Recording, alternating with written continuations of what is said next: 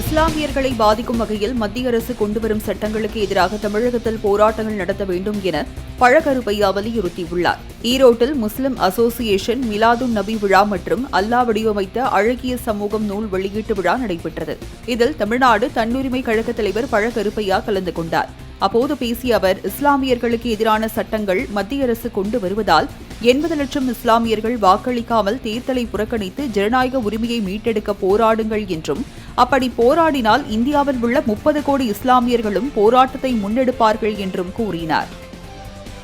நீங்கள் 80 லட்சம் பேர் தமிழ்நாட்டில் இருக்கிறீர்கள். 80 லட்சம் பேர் 80 லட்சம் பேரும் இந்த தேர்தலில் நாங்கள் பங்கு கொள்வதில்லை என்று முடிவு செய்வீர்களே. ஆனால் நாங்கள் ஒன்றும் செய்யவில்லை. வரி கட்டுகிறோம், தொழில் நடத்துகிறோம், மின்சார வரி கட்டுகிறோம், கேஸுக்கு பணம் கொடுக்கிறோம், எல்லாம் செய்கின்றோம்.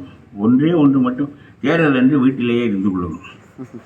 எத்தனையோ முறை நாங்கள் போராடி பார்த்து விட்டோம். எங்களுடைய பிரதிநிதிகளின் மூலம், எம்எல்ஏக்களின் மூலம், எம்பிக்களின் மூலம் அவர்கள்தான் பயன்பெறுகிறார்களே தவிர நாங்கள் நிலையான பெயரை பெற முடியவில்லை என்கின்ற காரணத்தினால் போராட்டத்தை நாங்கள் கையில் எடுத்துக் கொள்கிறோம்.